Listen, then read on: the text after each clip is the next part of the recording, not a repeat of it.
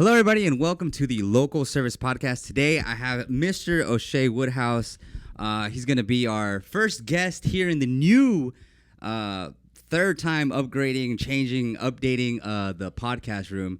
So today, I guess like if you could, because when I was thinking about like what we could talk about, there's a lot of ways we can go. Because you do a lot of stuff. You do. Right. So before we jump in, and just to preface, this is the Local Service Podcast, and the idea behind the podcast is to help local businesses market themselves. And if there's one thing Oshea can do is market himself, his business, what he does, what he believes in. He does a great job from afar. Like, we don't really talk all the time, but from afar, I know what he's doing. Yeah, we're connected. Yeah, we're connected. I watch his story all the time. Yeah, on Instagram, so like I know like what he's doing without even talking, and that's the point. Like, you get the message out. Right. So with that being said, you know, how do you introduce yourself to people? People ask, you know, what do you do? I would say I introduce myself as I'm an artist, I'm a father, I'm a black man, and I'm a man of God. So nice. I give you that introduction, and we can dive anywhere you want to go between there. Got you. So I think I want to start with like about, you know, how, because I know you used to do, what do you do now specifically for like money? Like, is it photography? Is it, because I really want to tie it into like the marketing and the business, and then go into your artistry and all that. But like my interest, my general own interest is, okay, I know you used to work for the Rockets. Yep, I was the videographer for social media. Yes. And then you dipped, and that was not that long ago. That was 2020. Pandemic hit. We were off for 3 months. So that's what, like 2 years now? That's about 2 years now. Damn. It's been a while. And so the pandemic hit. I decided, actually I didn't decide. The pandemic hit, and then I didn't decide the pandemic was going to happen. But during the pandemic, I recognized how much free time I had at home. And I realized I could never go back to working 70-hour weeks for something that I didn't wholeheartedly believe in. Then I had a baby. Realized time?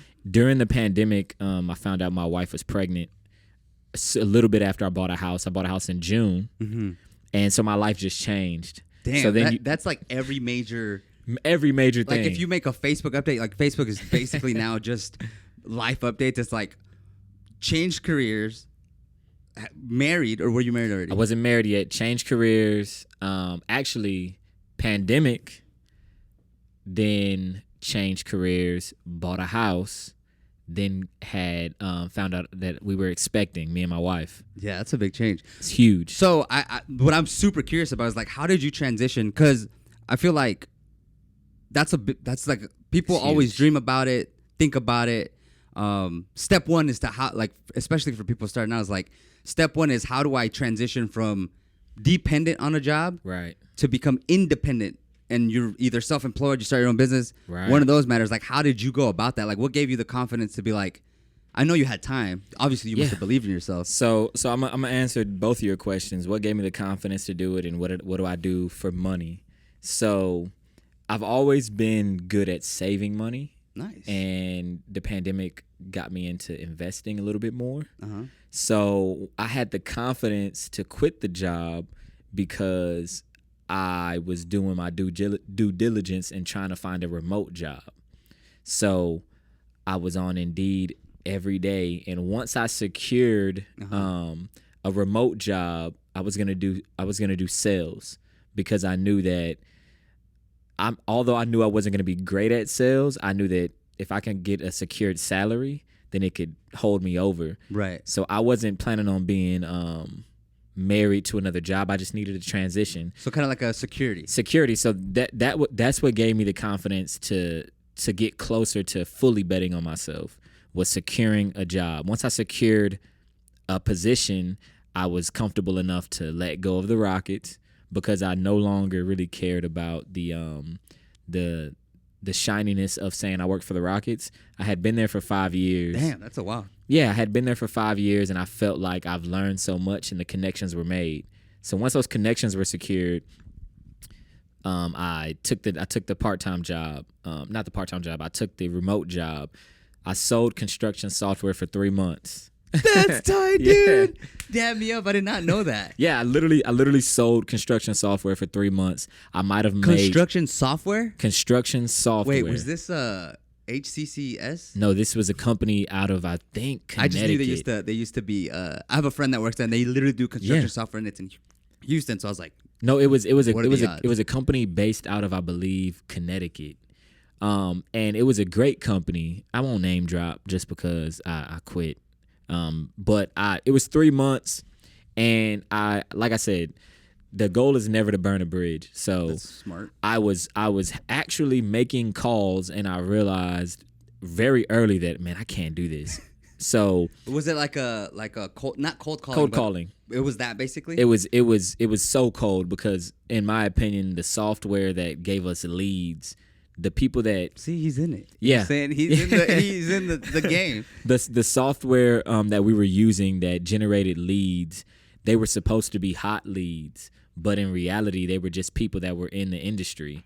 So you don't necessarily know if they are even interested because, in my opinion, a hot lead is someone that maybe clicked the website and scrolled for a certain amount of time, or someone that responded to some type of email. Right.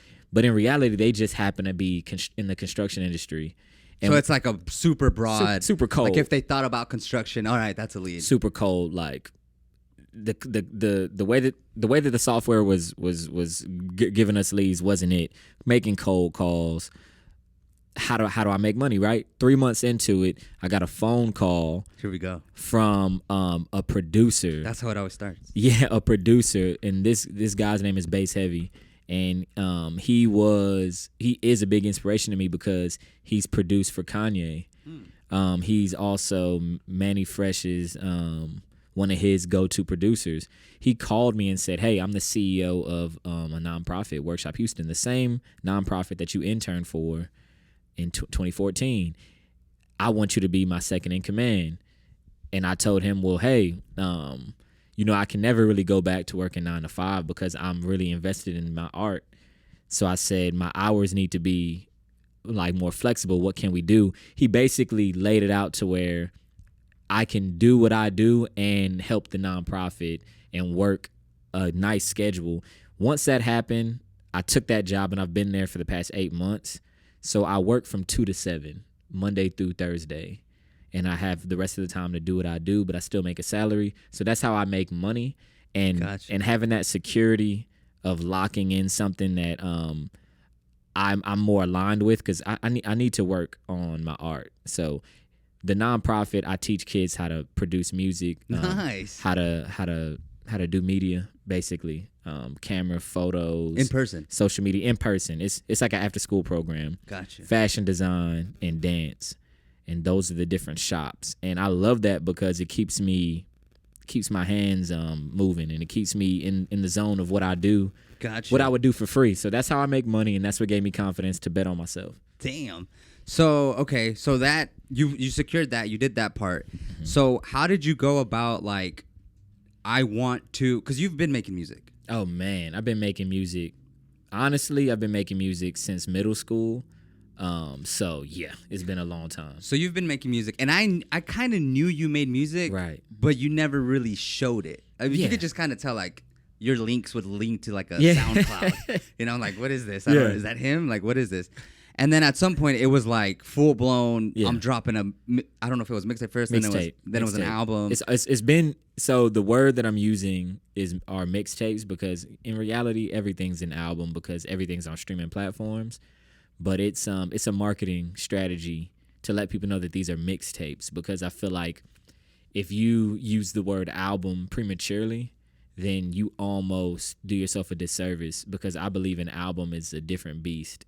It's whenever you have a huge budget, whenever you have... So like a full featured film version. Yeah, like it's an album is an album. A mixtape is a progression. It is a story that you're telling, and it is a lot more underground. When you say I'm releasing a mixtape, it allows people to understand what stage of your movement you're at. Gotcha. And mixtapes are awesome because some of my favorite pieces of work are mixtapes, like Kid Cudi, A Kid Named Cudi, Shoot, you get it. For me, Big Sean, like a lot of the Finally Famous yes, mixtapes. Yeah, those are some of my favorite. They're better pieces than of music. They're a lot better than the albums. Yeah, a lot of the times. I agree. So when I tell you that I'm releasing a mixtape, it's to bring up some of those emotions and tell that story. I'm big on storytelling. If I were to tell you what I'm good at, is telling a story. I did notice that, like, in your music, you're not just saying stuff that rhymes. Like, it's not Dr. Seuss words that rhyme. Yeah. It's legit storytelling, and it's not flashy. I don't know all the bells and whistles. I'm not really like my personality might come off as, oh, O'Shea's flashy because he's out there, but in reality, I'm just like very homegrown. So that's kind of like my brand, right? Quality, homegrown. Right. Yeah, authentic. For sure. Okay, so now let's get to the marketing part. Yeah. So, I mean, I guess I don't even know how you create the product, right? Like, I'm trying to label the stuff, right? So, like, your product is your music. I would say that's the product. So, okay, being a person that my whole life I've been all over the place because I do so much. I feel like you have to simplify the process and grab your like niche, like products. Yeah. So yes, music is the product that I'm pushing in the forefront right now because that is how you have a unified voice and get people to pay attention to one thing instead of 5 things. So music is the product. Okay. One of many, but that's the one that I'm pushing. I see. Yeah, because the clothing. Yeah, there's everything connects. There's clothing. There's music. I mean, dude, there's like I paint. But do you sell the paintings? I do, but I like that. But like I said, kind of simplifying what I'm pushing out there. I believe I have a nonprofit, Double O community. There's a lot of things that I do. I'm really a videographer. Yeah, photographer. That is also how I make money. But still do that? I still do that, but as you see, I'm not pushing that I'm a videographer. I'm pushing that I am a musician. Yeah, I think yes. So your overall social media strategy, talking in dumb advertising. I love it. Agency, I love the language. Your message has been, I make music. If I had to sum it down, like, okay, who's Oshea? Woodhouse. What's his stuff about? It's I make music. I would say it's I make music, and I like to coin it as I am an artist. Yes.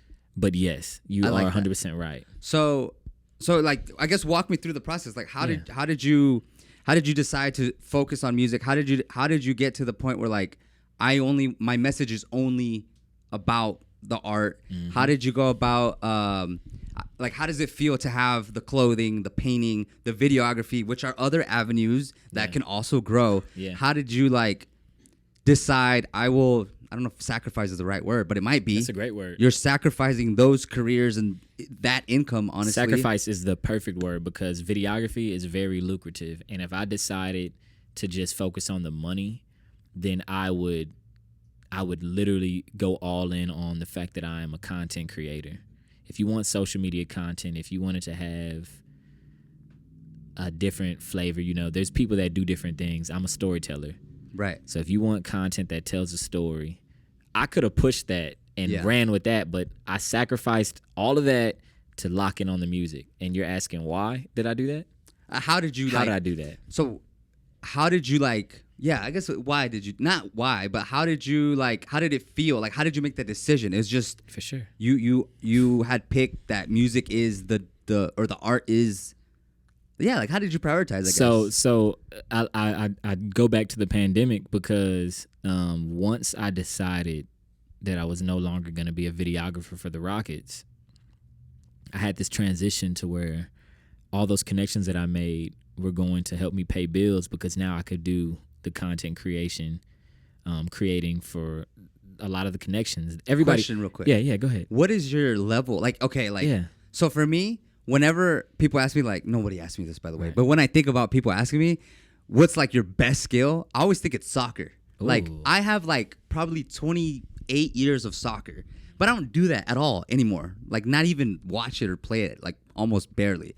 My question is, like, so in your photography, videography level, where do you think you're at?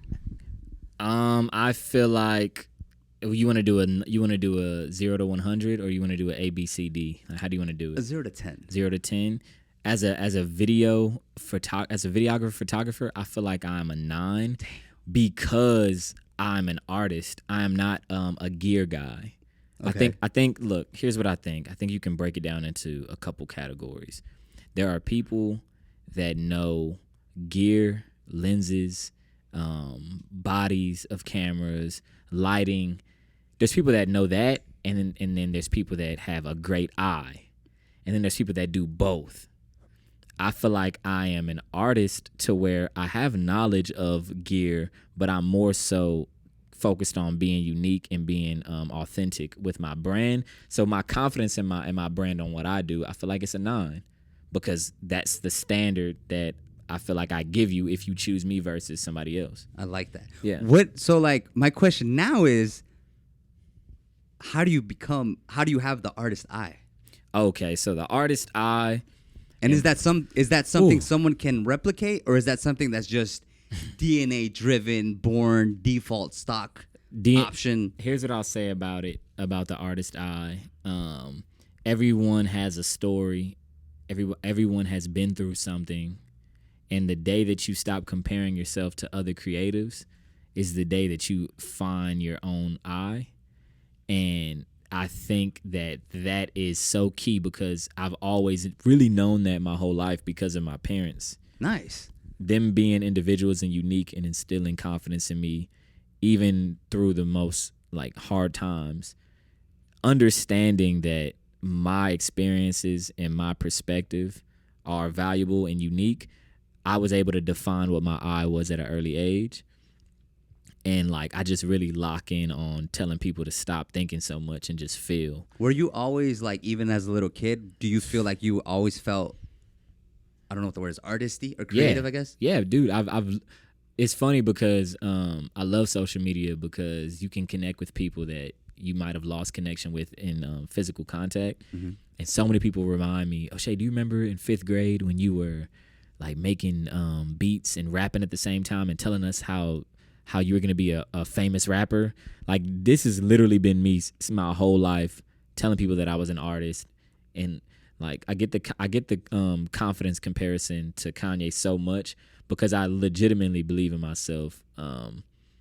Okay. So much. So like, again, this is the Local Service Podcast. Right. There are people with businesses who don't promote their stuff, and they have businesses. They do painting, they do roofing, they do all kinds of stuff, and they don't even have the confidence to just say, I do detailing. I'm not talking about R3 because they freaking post all the time, but I'm talking about like we are a law firm, we are a dental office. Like, oh my god, the practitioner, the operator, the owners themselves are like, I can't even step a foot into that world. I can't. So like, what could you say, or what could you, there's a very good word that I want to use here, muster up.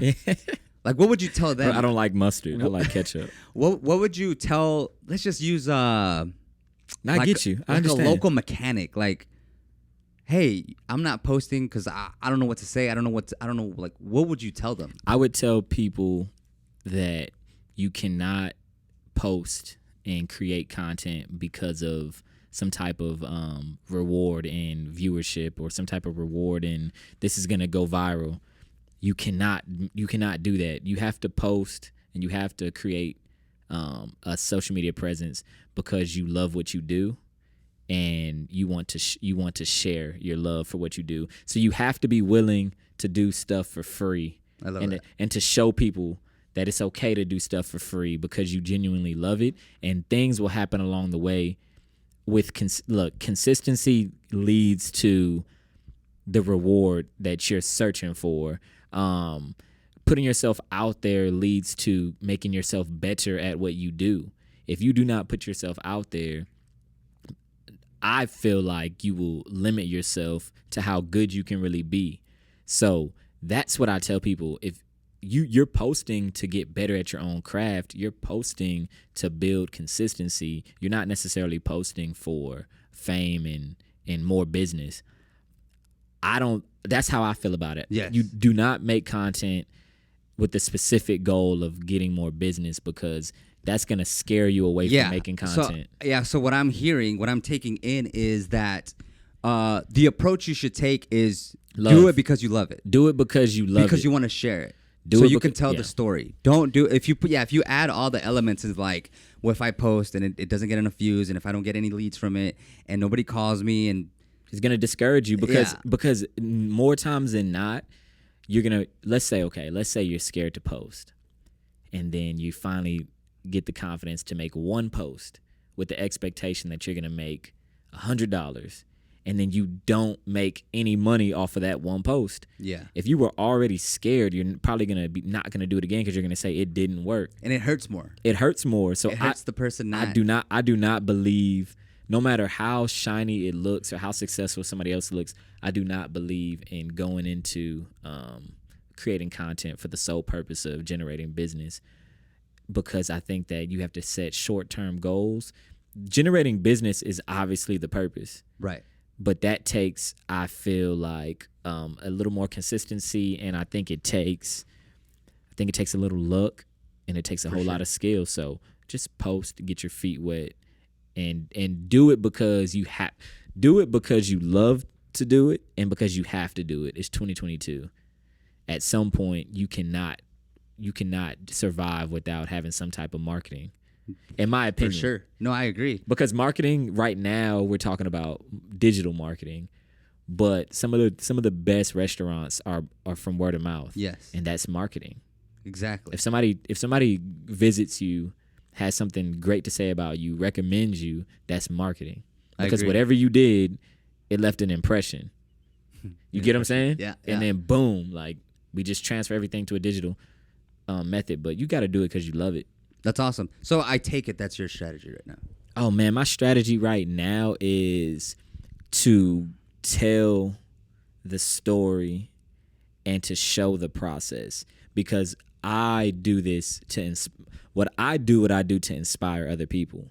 I did it before I had a son, and once I had a son. Yeah, tell me that part. Man, dude, once I actually had a look, I've always wanted, when people ask you, what are you going to be when you grow up? Like, I never really said it, but I always wanted to be a father. Like, that's so awesome. Lit. And yeah, lit. And once I had my own seed, I've always been someone that inspired other people. I don't think I inspire people by success, because success is subjective. I think I inspire people because I go all in and I just do it. Like, fuck it, I do it. Yeah. So when I had a son, it took that to the next level. So why do I do what I do? Is because I love to inspire people that are already better than me, inspire people that are scared to jump in. I just love to inspire people, man. It makes me feel good. It's like a pat on the back. Oshea, you inspired X amount of people in your lifetime, so you just helped make this world a better place. I love that. Yeah, what else could you ask for? That's freaking awesome to me. That's fulfilling, because think about it. The richest person in the world, and then they're unhappy. Why are they unhappy? Because they have all the money and they can get whatever they want, but for some reason they're missing something. Yeah.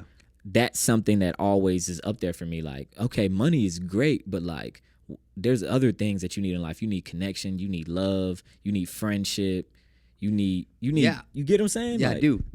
And kind of like to piggyback on that. Yeah. So the connection part, it's not just you, I don't think, doing the music. Like, you have a team that helps.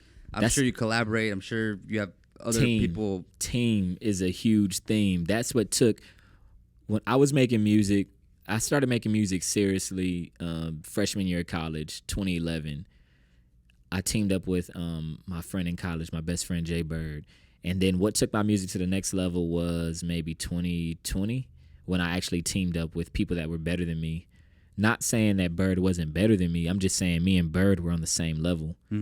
Once I teamed up with T. Gray, who is a DJ. He's a DJ now, but he was on the radio, and he was the king of radio in the early 2000s, and teamed up with Natalie. Once I teamed up with people that are highly skilled at music, my music increased and got better. And team is by key. What percentage do you think? Exponentially, man. Like, like I love the stock rising emoji. It increased like that. Once I teamed up with them, and I was able to lock in on, this is a great producer, this is a great engineer, this is a great songwriter. O'Shea, you're so talented. Now it's time to show me your music and for me to tell you if it sucks or not. I never got that before. No feedback. Well, I never really got feedback from somebody that really knew what they were talking about. Like, making music before was like being fearless, making a bad song, releasing it, and having people that are just still so in love with it and inspired by it. And then having people that are like, dude, that sucks. But never having somebody tell me how to get better. Right.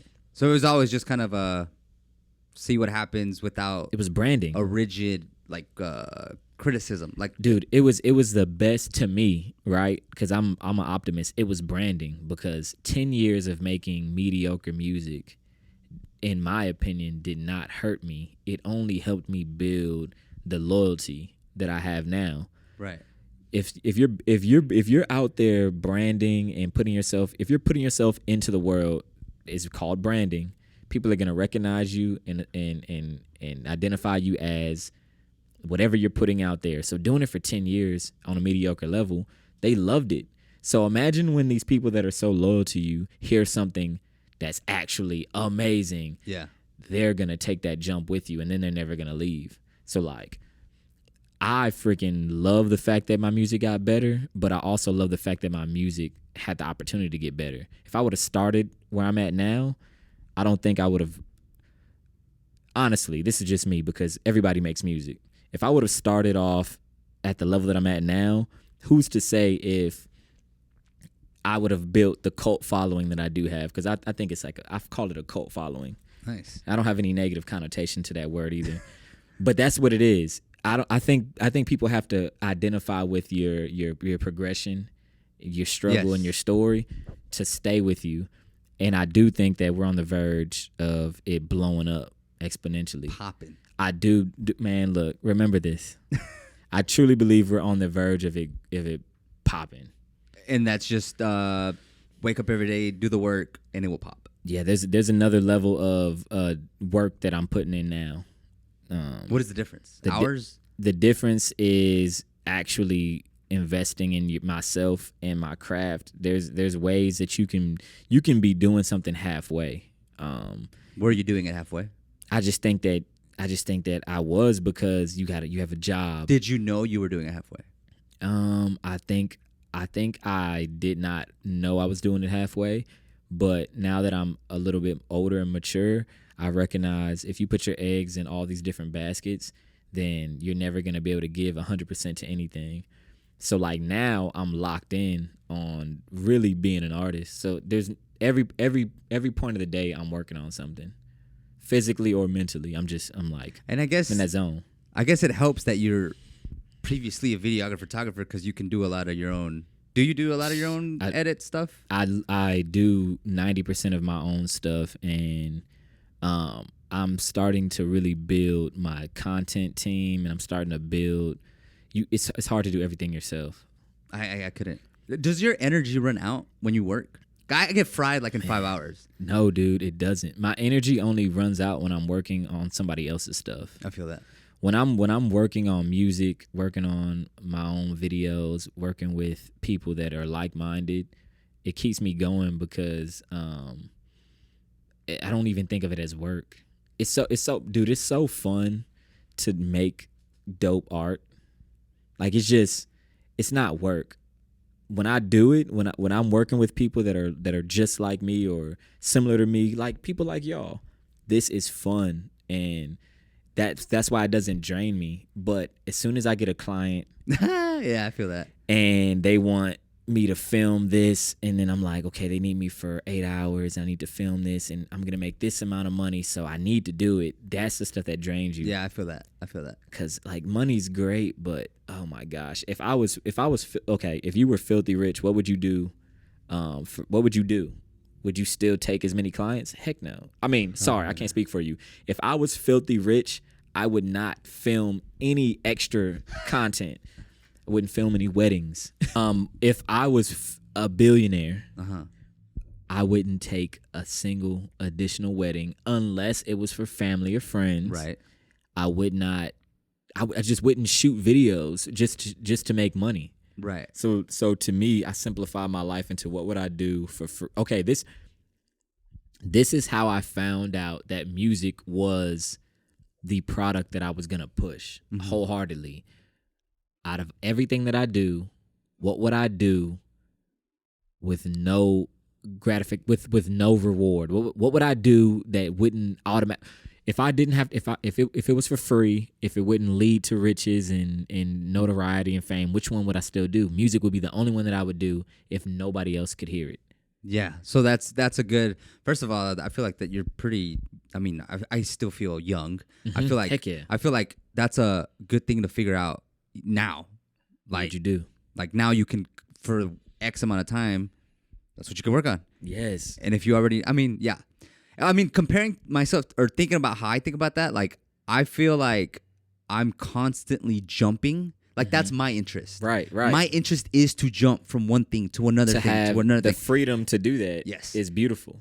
And it's just different personalities. Like I don't think there's a right or wrong way. But like for me, like I have to constantly be like, I've noticed this about myself, like getting an office. Right. Like now, I guess similar to your story, like now that I don't have a job, like I'm independent. Like now that I have the freedom to choose what I do, I can really see, well, what is it that I want to do? You can find yourself. Kinda. Because I'm kind of all over the place myself. But like I just get like, I personally get bored with stuff. Yeah. Like I would love to play, like I have a piano. I'm learning it. But I can only spend like an hour max. And then I'm no longer interested. I'm done. And it's also like, it fries me. Like learning the piano, like properly, like it's very tiring actually. But then like, and I get inspired super easy. Like I can look at anything, like a commercial, and I'm like, damn, like, dude, same. I just get inspired like with anything, but it like, I love that though. It's just constant. And then like for a moment, like today, like I want to push social media like crazy. Like I want to do stuff for Local Service Podcast. I want to do stuff for Symphony Advertising. I want to do stuff for my personal brand, and that in itself is like a career, right? And I'm thinking about that, and then I'm like, okay, well, I still need to focus on my business, which is Symphony Advertising, right? And then I have like I want to blow that up. Like I want to get 4 websites a month, which we hit for the first time this month, and then I want to thank you, and then I want to do like 1 website a week. Well, actually, we did that. I want to do 4 websites a week, like just thinking, and then like, well, but website's not even our core product. Our core product is actually marketing, so like Google Ads, that's our core product. And then we're doing pretty well there, but like, the social media is going to help bring more of that. 100%. And so like, okay, well, that in itself is a 12-hour day. And then the worst part, this is my like, I'm going to ask you this too. My Achilles heel right now, there's 2 things. Okay. Talking about my weaknesses, and then we can talk about yours. Okay. My weaknesses right now is 1, I play too much Warzone. So Warzone is an Xbox game, and it's like built for people like me who... You can compete whenever you want. You can improve. You can do all these things online. Okay. And I see you playing. Yeah. It doesn't.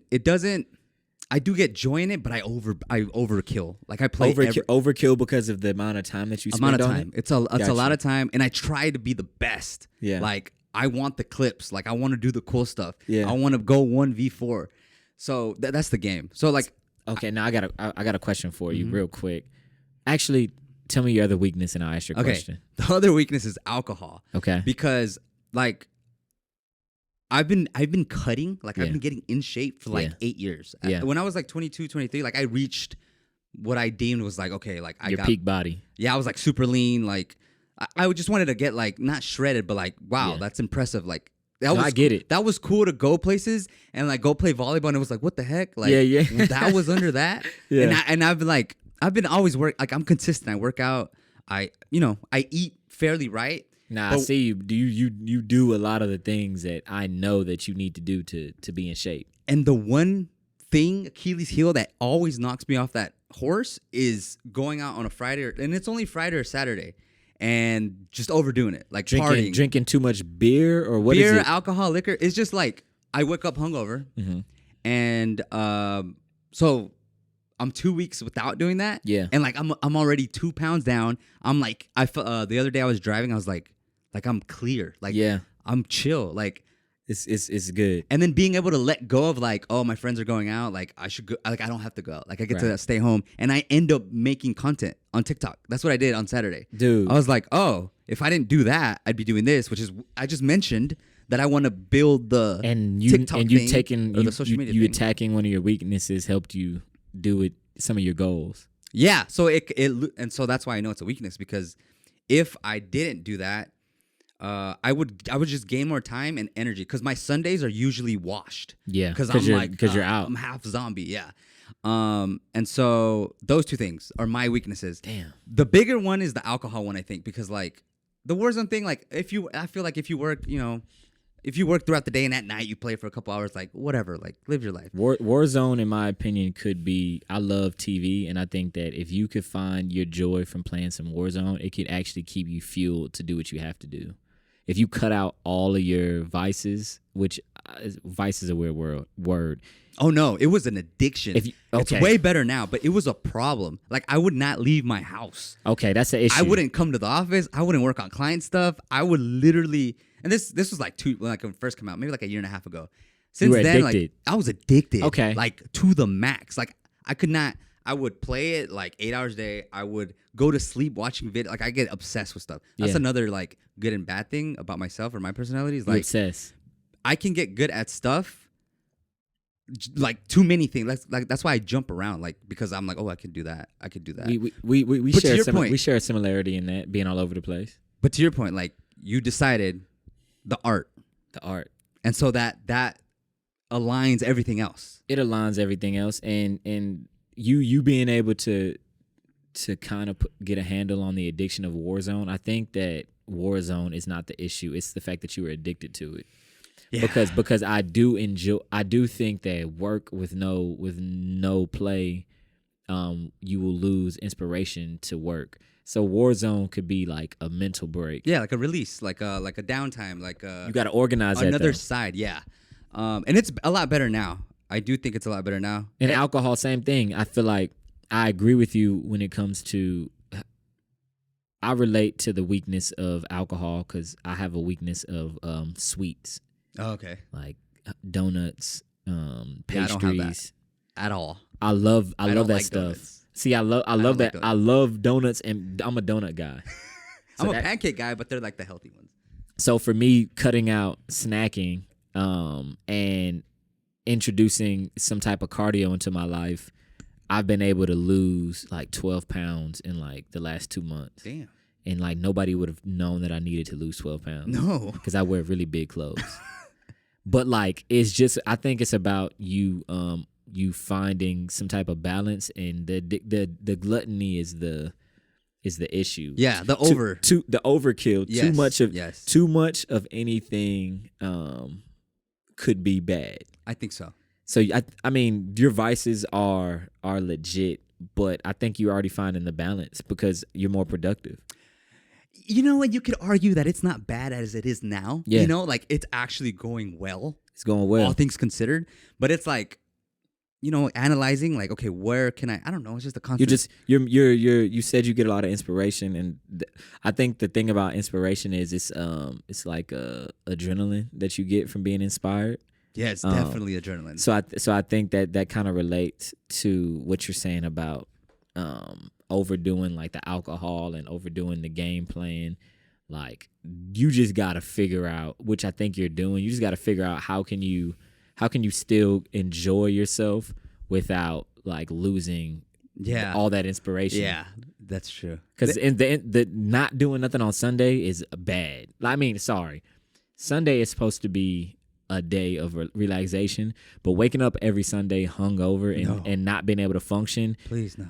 I hate feeling hungover, but I love the feeling of being buzzed and like being with your friends and getting those vibes. So yeah, I'm a social dude. Yeah. Like, that's why it goes to far, because I mean, I get like hyped up, like yeah, it's fun, dude. It's fun when you can make all those connections while sipping a little something. Because I started drinking when I was like 24. I didn't drink for a while because I never really needed that to feel. I drank like when I was like the 16. energy. See, like shots. It's literally tequila, dude. See, and I think that's the difference between somebody that feels like they need that to have as much fun. I kind of learned that I never needed it to have fun, but when I started drinking, I realized how much fun it was. It like enhances it. It enhances it because you have this this shield of confidence. Yes, that you can really just be like goofy and. I think technically what happens is it like whatever concerns you usually have, you're like whatever. I'll just say what I want to say. I think it helps you not overthink as much. So I get it, and I do. Oh man, that overthinking thing is. So yeah, that actually is a good segue to a question I'm curious about is how do you what was my question? How do you not overthink your music? Like how do you what is your like when you create, write, post, edit, what is your mindset? How do you like when do you do it? Like do you do it at night, after a meal, the first thing when you wake up? Is it whenever you get time? How does that part work? So where do I find that space to get into music? It's usually on like car rides. I like that. Car rides. You driving or passenger? Me driving. Okay. Because if you're ever when you're alone, I feel like you have a lot of time to just think about stuff and not get your thoughts interrupted. Do you have music on or it's quiet? So my radio, my stereo doesn't even work in my car. So the only time I have music is when I put my AirPod in. So it's a lot of the time it's silent, and that helps me get into a zone of like thinking of ideas. And I think writing music is about one-liners. So when you think about one good line, I like jot it down on my notepad, and then I'll check on that later. Anytime that I'm alone, I write good music, and then I record music. A lot of the times at night when my baby goes to sleep, or I'm the type of person that as soon as I get the inspiration, I do it immediately because it goes away. It not that it'll go away, but like it won't be as good if you wait. So I'm the person to where if I had to write a song now, I would like pick up my phone and if you said something that made me think of a bar, I would. Damn, no bars yet, unfortunately. No bars yet. But I mean, you'd be surprised because when we leave this and go into the car, I'm gonna reflect on some things that were said, and I might write a song. Yeah, and I actually have some thoughts on that personally, because I've always, when I drive, what I found driving here usually is like in the mornings. Sometimes I'll drive on the morning. Okay, so I've been doing this thing where I walk in the morning, like 20, 30 minutes with my dog in the morning, no music, like just quiet. That's interesting because you always listen to music. Yes, but like I don't in that moment. And what I feel, I don't know what I'm talking about, but what I feel like if you let your brain, not even you consciously, if you just let your brain, if you leave it alone, it'll just start solving stuff on its own. It just does it. Like I don't think of it, and then I don't know what I'm thinking of. It just thinks of stuff. That's why I don't overthink. That's a great point. That's literally why I don't overthink anything. You let your brain, I don't know how to, there's the you. You don't think about other people's impressions on your creativity. I do not overthink. That is my superpower. I like that. When I'm editing a video, when it's done, it's done. It sucks whenever I have to show somebody this is one thing about me having a team. They always help me make something better, and I respect that because I needed that. I need that, but sometimes I don't need things to be perfect. I need them to be me. Yeah. I don't need them to be perfect because what is perfection? What is perfection? It's you comparing what you think is better to what you're doing, and that space between that comparison is overthinking. I don't overthink because I don't compare, and I just feel. If it felt great, I put it up and I post it. And then so it disappears. And if I want to do better, I'll do better next time. So my question with that is, once you do post it, like what do you do then? Do you pay attention to the post? Do you come back to it later? I'm human, man. So how do you take the feedback? Oh, I love the feedback. So look, I'm human, right? So there's a big part of me that doesn't care. But that's not really true because everybody cares. If you did not care, you would not post. And you wouldn't do it probably. maybe you would still do it because you love to do it, but if you didn't care what people thought, you wouldn't post. What is the purpose of sharing if you don't care, right? You're sharing because you want somebody to see it. If not, keep it to yourself. So for me, there's a part of me that's like, when I post something, it doesn't matter if it gets 5 likes or it gets 100 likes. Right. But it's always a little bit better feeling when it gets 100 likes. Yeah. So that's the human element to creativity. But the reality of me posting something is I'm most proud of it if I love it. Like if I'm like, this is a great photo, this makes me feel like I'm big on artist integrity. I'm big on does this match your standard of good? I see. And if it does and it doesn't get as many likes, I found peace with that because I'm like, I'm ahead of the curve. They don't get it. They're going to catch on later. I always say that. Oh, y'all going to catch on. But if I post something and it's not to the standard of quality that I want it to have, then that is the only time I might be like, damn, like I knew this wasn't that good. I see. And that's not overthinking. That's me having standards and me sacrificing standards to hurry up and finish something or to. And that's the only way to improve. It's the only way to improve. You look at it, you say, I could have done better. I could have done this better. I mean, it's a weird space to be in sometimes because you could always be like not happy with your stuff. But I guess what you were saying is like it's like a balance. Like be proud of that time, that moment, that post, that website. Drop it because you can look. This is what I like about social media. This is what I like about art. If you post something one day and you're in love with it and 2 days later you're not in love with it anymore, archive it. You know what I'm saying? Because maybe you're just in your feelings and you're going to archive it and unarchive it later. Yeah, I've done that. That's like cool. I've deleted the post. Like, yeah. Damn, I should archive it. It's archive your posts. Don't delete them. If you delete something, it's okay. Like nobody cares. Social media only lasts. If you post something, in my opinion, it might last for 3 hours if you're lucky. Yeah. If you're lucky. So just overall, I think I encourage people two things, right? Because this might contradict itself. I encourage people to put stuff out there just to get it out and to just begin that process of figuring out what your brand is and getting people familiar with yourself. You got to just post.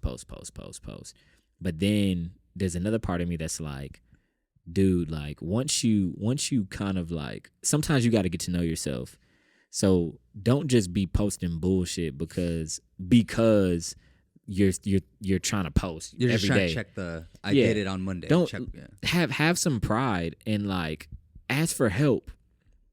If you find out that you know people that do something that you like the way that it looks, ask them for help. Ask them, what editing software do you use? Or what photographer are you collaborating with? Or can you help me do a shoot? Just ask and then learn, and then you can make your content better. Because one thing I'm proud of is my content.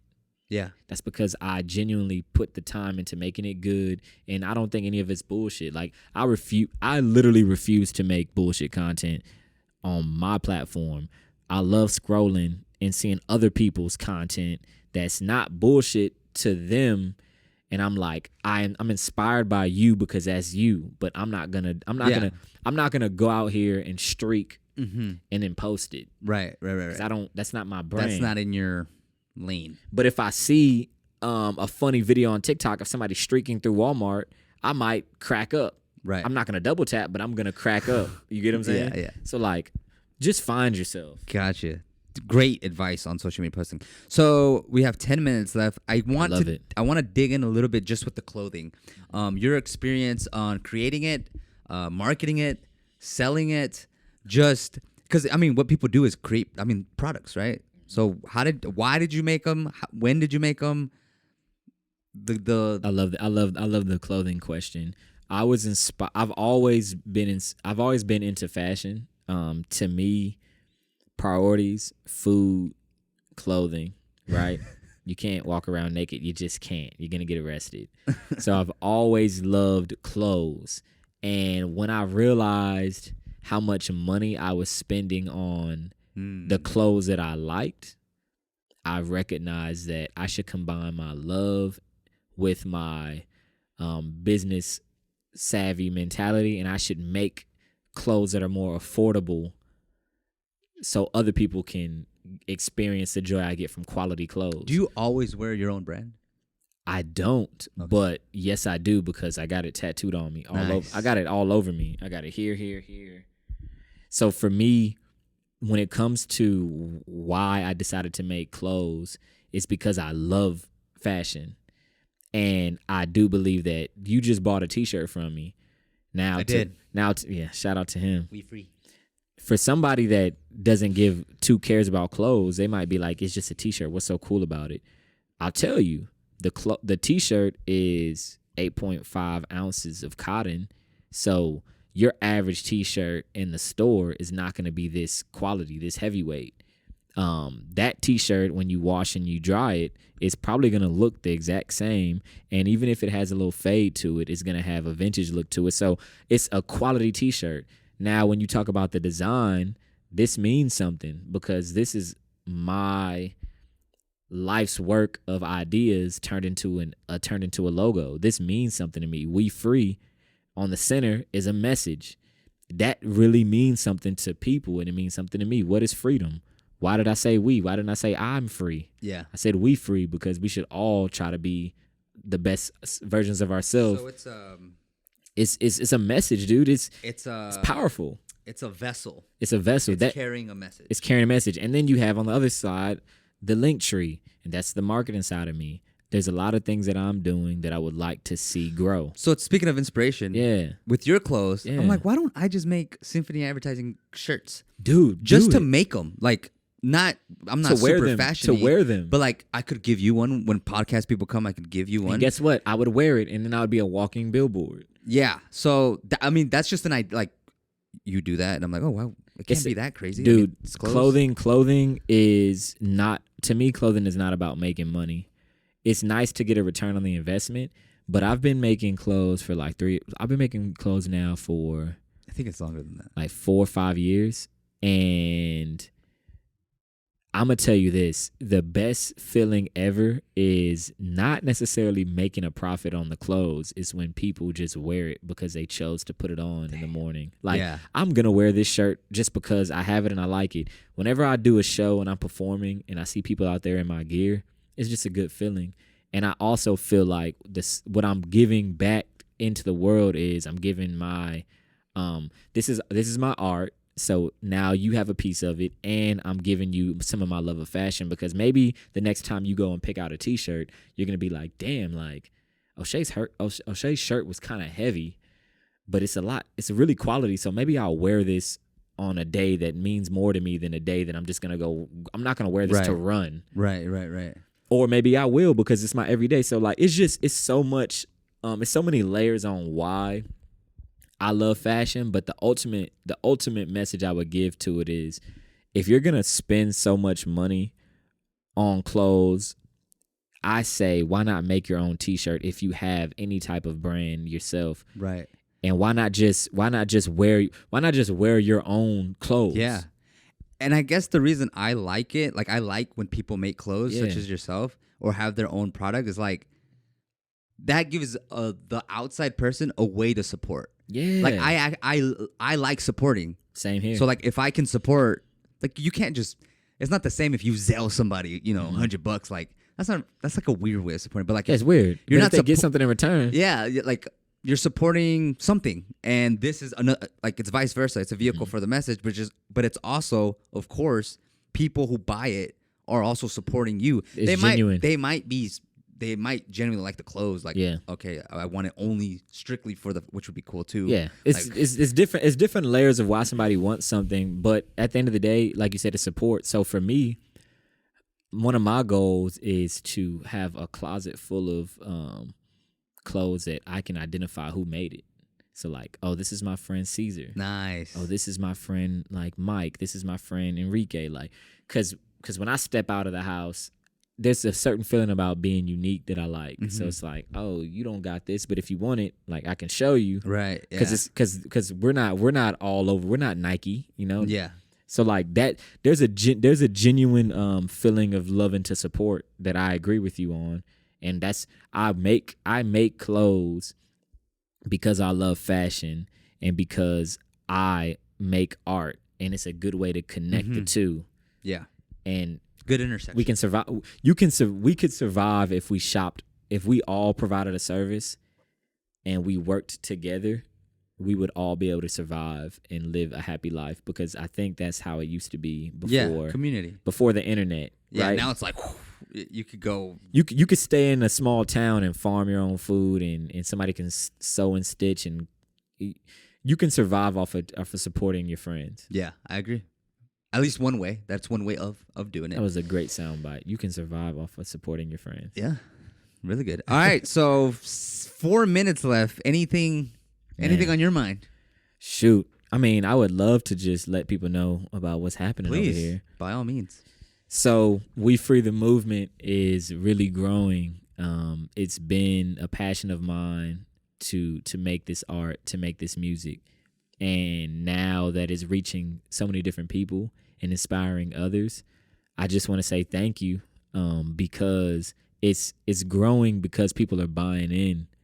And without the people buying in, there's no growth. So thank you for that. And if you do want to find out more about the music, the clothing, we'll definitely link the stuff. We're gonna link it. And I got my new line out, and you see on his shirt the QR code. You can find everything OWV on that QR code.